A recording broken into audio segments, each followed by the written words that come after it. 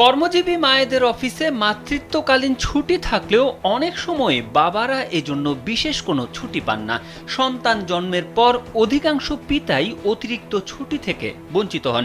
2011 সালে বাংলাদেশে মাতৃত্বকালীন ছুটি 4 মাস থেকে বাড়িয়ে 6 মাস করা হয়। তারপর থেকে পিতৃত্বকালীন ছুটির বিষয়টিও বিভিন্নভাবে আলোচিত হচ্ছিল। এবার চাকরিজীবী পুরুষরাও পাবেন পিতৃত্বকালীন ছুটি, তবে এর জন্য মানতে হবে শর্ত। 3 শর্তে চাকরিজীবী পুরুষদের পিতৃত্বকালীন ছুটি দেওয়া যেতে পারে বলে মনে করেন স্বাস্থ্য ও পরিবার কল্যাণ উপদেষ্টা নূরজাহান বেগম। সোমবার রাজধানীর সিরডাপ মিলনায়তনে বিশ্ব মাতৃদুগ্ধ সপ্তাহ উপলক্ষে আয়োজিত এক কর্মশালায় তিনি একথা বলেন। 3 শর্তের বিষয়ে উপদেষ্টা বলেন, শিশুকে সময় দিতে হবে, শিশুর যত্ন নেওয়ায় সমান অংশগ্রহণ থাকতে হবে এবং শিশুটির মায়ের সেবা করতে হবে।